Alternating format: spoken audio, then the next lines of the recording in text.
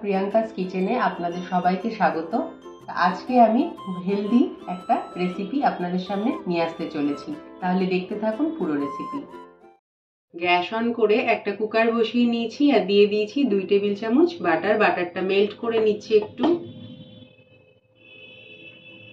এবার দিয়ে দিচ্ছি গরম মশলা গুঁড়ো। এর মধ্যে নিয়েছি তেজপাতা 2টো, দারচিনি, ছোট এলাচ, লবঙ্গ আর এখানে সাদা গোলমরিচ আর কালো গোলমরিচ একটু গুঁড়ো করে নিয়েছি, দিয়ে দিলাম।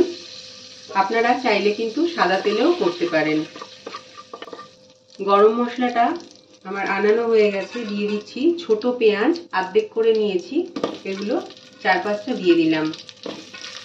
দিয়ে দিচ্ছি 1 টেবিল চামচ মতো আদা কুচিয়ে রেখেছি, সেটা দিচ্ছি। দিয়ে দিচ্ছি রসুন, এখানে 12-15 কোয়া রসুন থেতো করা আছে, ওটা দিয়ে দিলাম। তো এবার ভালো করে একটু নাড়াচাড়া করে নেব। 500 গ্রাম চিকেন আমি দিয়ে দিচ্ছি, 3 পিস লেগ আছে আর 2 পিস এমনি মাংস আছে। ছোট একটা লেবুর রস, মানে চিকেনের কালারটা দেখুন চেঞ্জ হতে শুরু করে দিয়েছে। দিয়ে দিচ্ছি 4 টুকরো পেঁপে, এরকম করে আমি কেটে নিয়েছি। দিয়ে দিচ্ছি 2টো গাজর, মাঝারি সাইজের 2টো গাজর লম্বা করে কেটে নিয়েছি। আর 2টো আলু নিয়েছি, ওই ছোটোই একটু মাঝারি সাইজের, দিয়ে দিলাম। এবার একটু কষিয়ে নেব। আবার দিয়ে দিচ্ছি 1/2 টিস্পুন নুন, আবার আমি পরে দেব। ভালো করে একটু মিক্স করে দিচ্ছি। দিয়ে দিচ্ছি কয়েকটা বিনস। এবার আমি দিয়ে দিচ্ছি গরম জল।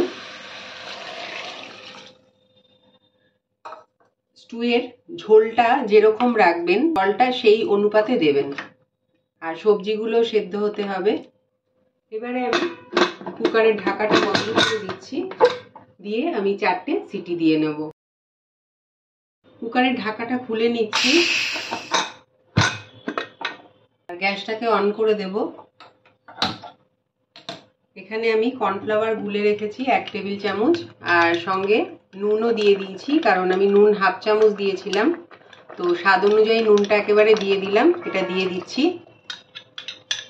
একটু মিক্স করে দেব। দিয়ে দিচ্ছি একটু বাটার, আর দিয়ে দিচ্ছি একটু গোলমরিচ।